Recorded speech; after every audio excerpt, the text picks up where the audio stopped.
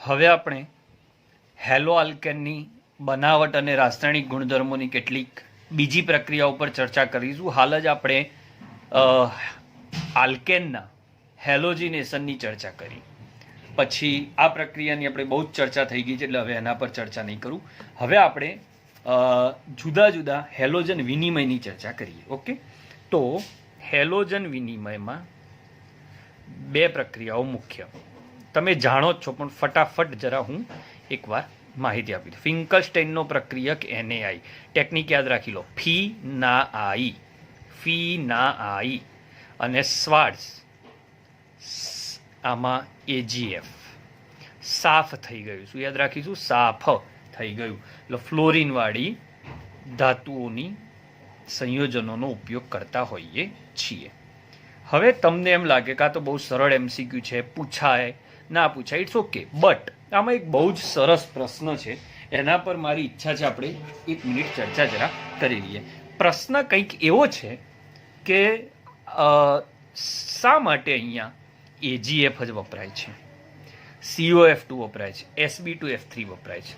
તમે અહીંયા RCl નો ઉપયોગ કરો અને અહીંયા AgF નો ઉપયોગ કરો છો તો તમને અહીંયા AgCl પ્લસ RF મળે છે. ઓકે, પણ જો RCl સાથે NaF ઉપયોગ કરો તો તમને અહીંયા NaCl મળે અને RF તો મળવાનું જ છે.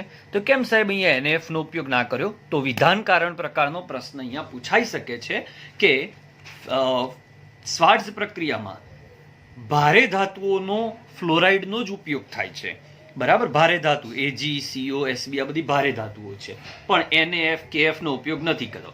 કારણ આપો. તો કારણ એ છે સાહેબ કે જો તમે NaF વાપરો છો તો તમને સામે NaCl મળે છે અને એ NaCl જે છે એ દ્રાવ્ય છે. એ દ્રાવ્ય હોવાના કારણે તેની દ્રાવ્યતા પાણીમાં વધુ હોવાથી એ દ્રાવ્ય થઈ જાય છે.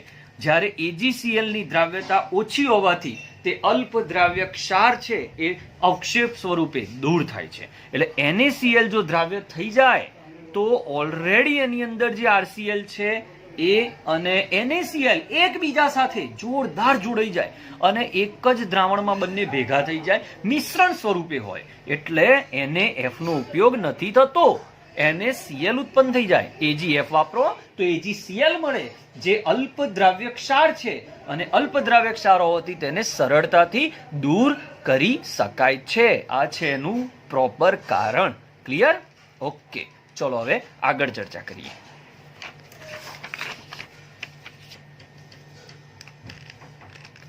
ઓકે, હવે એક એવી પ્રક્રિયા કે બોરોડિન હંડિસ્કર તમારા માટે નવી રિએક્શન છે, તો એની નિપજ કેવી રીતે મળે? તો RCOOAG Br2CCl4 અધ્રુવીય દ્રાવક. તો આ એક Ag એક Br ને લઈ જાય. આ નવી રિએક્શન છે, આપણી બુકમાં નથી, તો ધ્યાન રાખજો. બોરોડિન હંડિસ્કર રિએક્શન. CO2 દૂર થશે અહીંયા અને સાથે સાથે એક બ્રોમિન અહીંયા જોડાશે, એટલે અહીંયા શું ઉત્પન્ન થશે? RBr.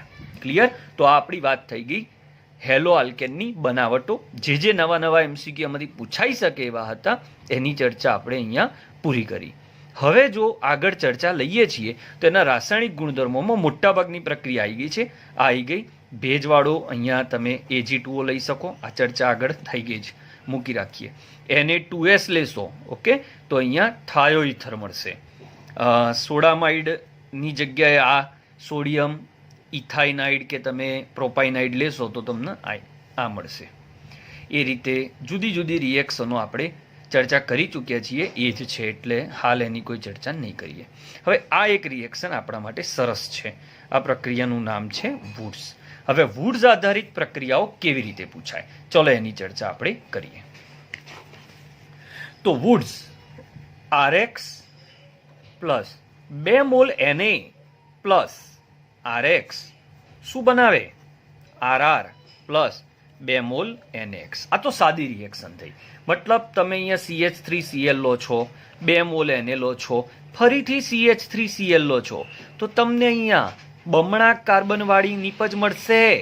બમણા કાર્બનવાળી નિપજ મળશે. પણ જો તમે અલગ અલગ હેલો આલ્કેન લીધા અલગ અલગ હેલો આલ્કેન લીધા તો બહુ જ તકલીફ થઈ જાય છે. પ્રક્રિયા તો થાય છે, સૂકો ઇથર વાપરીશું અહીંયા, પ્રક્રિયા તો થાય છે, પણ અહીંયા 3 મિશ્રણ સ્વરૂપની નીપજ મળે છે. એક આ અણુ પોતાના જ અણુ સાથે જોડાય, ડબલ કાર્બન ઇથેન, આ પોતાના જ સાથે જોડાય એવું પણ બને, બ્યુટેન, અને આની સાથે જોડાય તો પ્રોપેન બને.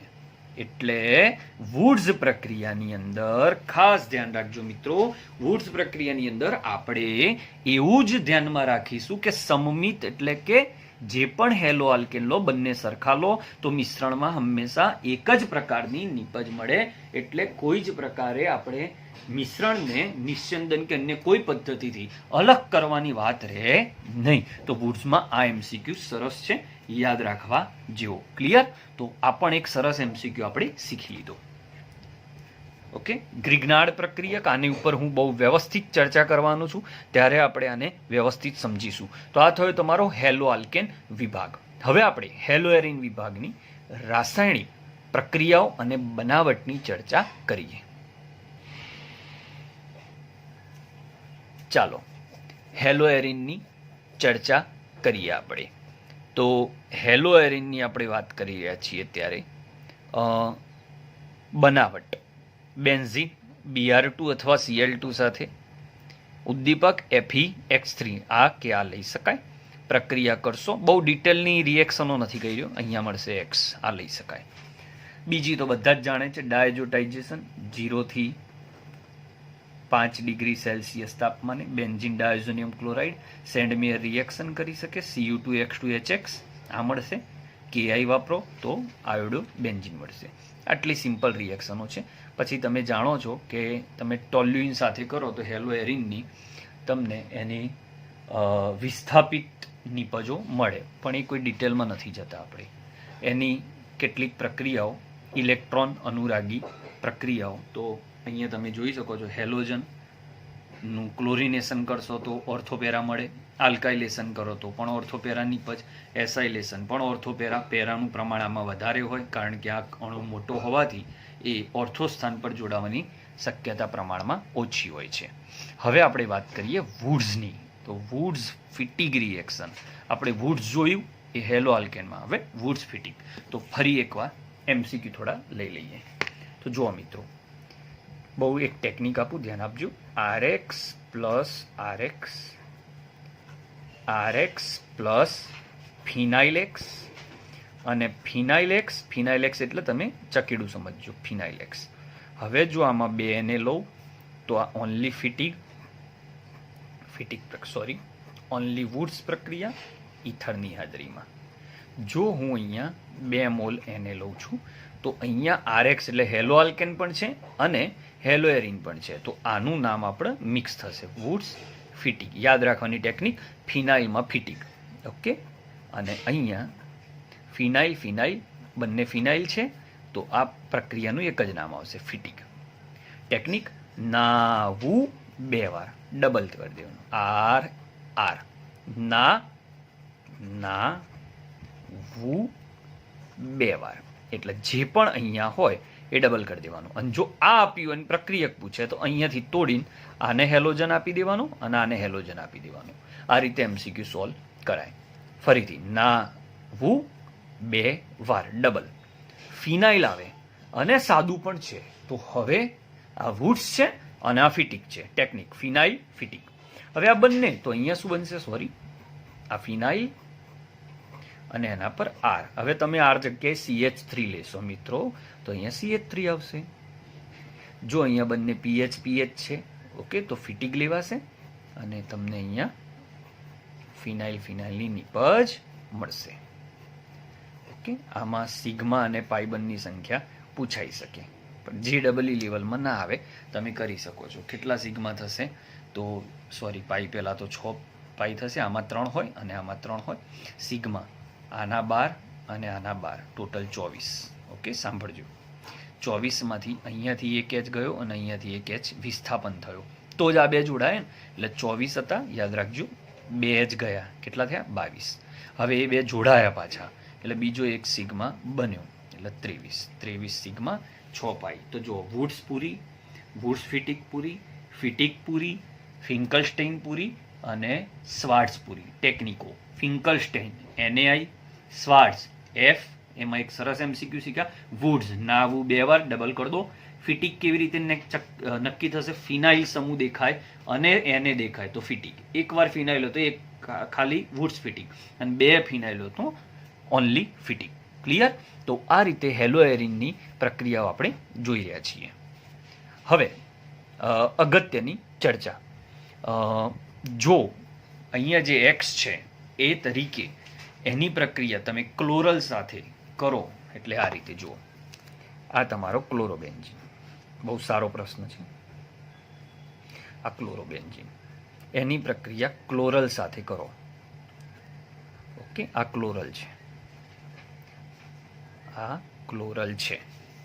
તો આ જે ક્લોરલ છે એ શું કરે? તો આના IUPAC નામ લેવું હોય તો આ 1 આ 2 ટ્રાય ક્લોરો અને 2 કાર્બન એટલે ઇથેનોલ. ક્લિયર થઈ રહ્યા છો? ઓકે.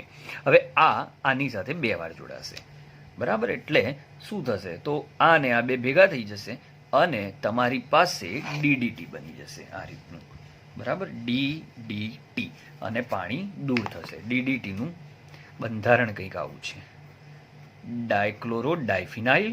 એટલા જો આ ડાયફિનાઇલ થઈ ગયો, ચશ્મા જેવું છે આ ડાયફિનાઇલ. ડાયક્લોરો સામસામે લેવાના, પેરાડેસ, ડાયક્લોરો ડાયફિનાઇલ, ટ્રાયક્લોરો આ અને ઇથેન. જે વધ્યું હતું, બરાબર, O એ અહીંયાથી 2 H ના લઈને H2O સ્વરૂપે ગયું. DDT જંતુનાશક છે, ઝેરી છે, કેન્સર પ્રેરક દ્રવ્ય છે. ત્રણેય સ્વરૂપે આનો પ્રશ્ન પૂછાય. સિગ્મા અને પાઈ, 29 સિગ્મા અને 6 પાઈ. ઓકે, તો આ પણ એક સરસ પ્રશ્ન છે. એક બીજો પ્રશ્ન અહીંયા બને છે, બહુ ધ્યાનમાં રાખવા જેવું. શું આ બીજા ચેપ્ટરનો છે પણ લઈ લઈએ હવે, પ્રશ્ન આવ્યો છે તો. શું આ કેનિઝારો પ્રક્રિયા આપે? શું આ કેનિઝારો પ્રક્રિયા આપે? બહુ વિચારવા જેવો પ્રશ્ન છે, વિચારજો. કારણ કે આપણે એવું કહેતા હોઈએ છીએ કે આલ્ફા કાર્બન પર H હોય તો તે કેનિઝારો પ્રક્રિયા ના આપી શકે, અને આલ્ફા કાર્બન પર H ના હોય તો એ કેનિઝારો પ્રક્રિયા આપે. તો આના આલ્ફા કાર્બન પર H નથી તો આ કેનિઝારો પ્રક્રિયા આપશે કે નહીં? બરાબર, જોઈ લઈશું આપણે. આલ્ડીહાઇડ કીટોનવાળા ચેપ્ટરમાં આનું મહત્વ જોરદાર છે. અહીંયા 3 Cl છે, એના ઉપરથી જવાબ તમારે વિચારવાનો છે. ઓકે, ચલો હવે ક્લોરોબેન્ઝીનનું તમે રિડક્શન કરો તો તમને સીધું બેન્ઝીન મળે નિકલ એલ્યુમિનિયમની હાજરીમાં. એક બીજો સમજવા જેવો બહુ સરસ પોઈન્ટ છે જે તમારા કામમાં આવી શકે છે, કે આ તમારા બેન્ઝીન છે, બરાબર? જો તમે એનું ક્લોરિનેશન, ખ્યાલ જ હશે આમ તો તમને બધાને, FeCl3 ની હાજરીમાં કરો છો તો તમને અહીંયા ક્લોરોબેન્ઝીન મળે. પણ જો આ જ રિએક્શન, ધ્યાનમાં રાખવા જેવી વસ્તુ છે, HV સૂર્યપ્રકાશ, આ અંધારામાં સૂર્યપ્રકાશ 3 મોલ Cl2 સાથે કરો તો યોક્સિલ પ્રક્રિયા થઈ જાય અને બધા જ છેડે Cl જોડાઈ જાય. ખ્યાલ આવી રહ્યો છે? બધા જ છેડે Cl જોડાઈ જાય. આને ગેમેક્સિન કહેવાય. આ પણ જંતુનાશક છે. તો ફરક જુઓ, Cl2 FeCl3 ની હાજરીમાં ક્લોરોબેન્ઝીન બનાવે, પણ આ જ Cl2 સૂર્યપ્રકાશની હાજરીમાં યોક્સિલ પ્રક્રિયા કરે છે. ઓકે, જે ગેમેક્સિન બનાવે છે. અને આ જે છે આ સાયક્લો સ્વરૂપ થઈ ગયું, હેક્ઝાક્લોરોસાયક્લોહેક્ઝેન. ઓકે, તો આવી નાની નાની વાતો છે કે તમે સહેજ ચેન્જ આપો એની નીપજ બદલાઈ જાય સાહેબ. એટલે આ થોડુંક ધ્યાનમાં રાખવા જેવી વાતો છે. આવી એક બીજી સરસ પ્રક્રિયા છે, એની હું તમારી સામે ચર્ચા કરું. જો હવે ધારો કે બીજો એક સરસ MCQ, આ તમારી પાછળ MCQ આવશે પણ અત્યારે ચર્ચા સહેજ કરી લઉં. આ તમારી સામે છે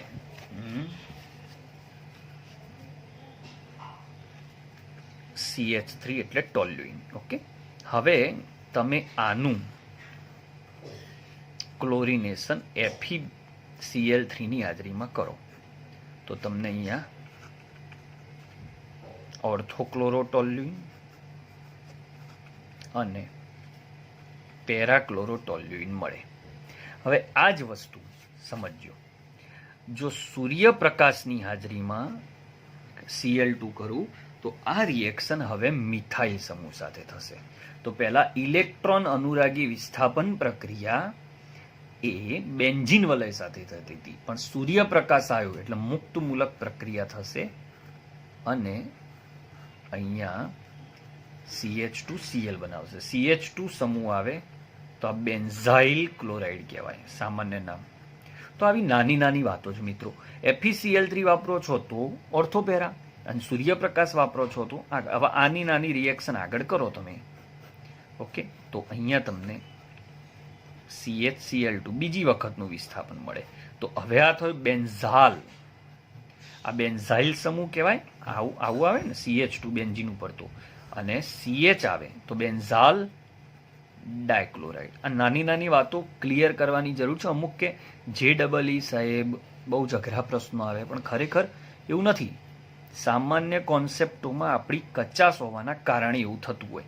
હવે આ જે સમૂહ છે ને બેન્ઝો સમૂહ કહેવાય, એટલે બેન્ઝો ટ્રાયક્લોરાઇડ. એક બીજી મજાની વાત કરું, આમાં જ પ્રશ્ન પૂછાય કે ડાયરેક્ટ તમને 3 Cl2 આપ્યા હોય તો તમે અહીંયા સીધું જ CCl3 કરી દો. સીધી વાત છે, 3 Cl આયા નહીં, બરાબર. હવે જાણવા જેવી ફરી એકવાર, જો આનું બ્રોમિનેશન કરું, ઓકે, તો એ મેટા સ્થાન પર નિપજ આપે. કયા સ્થાન ઉપર? હા બોલો, મેટા સ્થાન ઉપર. ઓકે, કેમ? કારણ કે આ જે CCl3 છે એ મેટા નિર્દેશક સમૂહ છે સાહેબ. અને જો CH3 નું બ્રોમિનેશન કરતો તો એ ઓર્થોપેરા નિપજ આપતી હતી. તો આવી નાની નાની વાતો છે. આખું ક્લિયર જોઈ લો ફરીથી. ટોલ્યુઇન જો Cl2 FeCl3 સાથે જોડાય છે તો ઓર્થો અને પેરા કરે. સૂર્યપ્રકાશ સાથે આવી રીતે. પછી આની આગળ બહુ રિએક્શનો થાય છે. જળ વિભાજન કરો તો બેન્ઝાઇલ આલ્કોહોલ, આ બેન્ઝાલ્ડિહાઇડ આપે, આ બેન્ઝોઇક એસિડ આપે, આગળ ચાલ્યા જ કરે છે આ રિએક્શનો. ઓકે, પછી મેં એક સરસ વાત કરી કે આટલું લાંબુ ના થવું હોય અને 3 મોલ Cl2 કરી દો તો આ મળશે બેન્ઝો ટ્રાયક્લોરાઇડ, અને એનું બ્રોમિનેશન કરો તો મેટા નિપજ મળે, અને આનું બ્રોમિનેશન કરો છો તો ઓર્થો ને પેરા નિપજ મળે. એટલે કયા સ્થાન ઉપર તમારે નિપજ મેળવવી છે એ રીતે તમારે એમાં નાના મોટા ચેન્જીસ કરવા પડે છે. એક સરસ ટ્રીક આપું જાણવા જેવી. ઓકે, જો છોકરાઓને આ બહુ જ તકલીફ હોય છે કે સાહેબ યાદ નથી રહેતા. ઓર્થોપેરા નિર્દેશક કેવી રીતે નક્કી કરવા, બહુ જ ધ્યાનથી જોજો. અને મેટા, એક બે ઉદાહરણ જ આપીશ, આગળ તમે એપ્લાય કરજો. ઓકે, ચલો. મને NH2 આપ્યું, મને કેવી રીતે ખબર પડે આ ઓર્થોપેરા છે કે મેટા? તો મને ટ્રીક આવડે છે, કોન્સેપ્ટ પણ કહી શકાય. આ ઓર્થોપેરા છે, OH ઓર્થોપેરા છે, NO2 મેટા છે, SO3H મેટા છે, CCl3 મેટા છે, CHO મેટા છે, FCl BRI એ ઓર્થોપેરા છે. કેવી રીતે આવડ્યું? કારણ શીખવાડ દઉં. પ્રથમ પરમાણુ અને દ્વિતીય પરમાણુને સરખાવો. તો આનો પ્રથમ પરમાણુ નાઇટ્રોજન, બીજો પરમાણુ હાઇડ્રોજન. તો પહેલા પરમાણુની વિદ્યુતઋણતા, શેની સરખામણી કરી રહ્યો છું? વિદ્યુતઋણતા. પહેલા પરમાણુની વિદ્યુતઋણતા બીજા કરતા વધારે હોય તો એ ઓર્થોપેરા. જો આમાં OH પહેલાની વિદ્યુતઋણતા વધારે તો ઓર્થોપેરા. હવે અહીંયા જો NO2, તો પહેલો N છે ને બીજો O, તો બીજાની વધારે થઈ તો મેટા. ઓકે, અહીંયા S છે પહેલો અને બીજો O, તો આ મેટા. ક્લિયર ને? CCl3 CCl આ વધુ વિદ્યુતઋણ, બીજો પરમાણુ વધુ વિદ્યુતઋણ, મેટા. CHO C બીજો પરમાણુ O લઈ શકો, O જે સીધો જોડાયેલો ડબલ બોન્ડ થી, અને પહેલા આપણે ધ્યાનમાં લઈશું તો આ મેટા. FCl BRI એ તો તમે જાણો જ છો કે ઇલેક્ટ્રોનેગેટિવ એલિમેન્ટ છે, એટલે આવશે ઓર્થોપેરા. તો આ ટ્રીકનો પણ તમે ઉપયોગ કરી શકો છો. ઓકે, આભાર.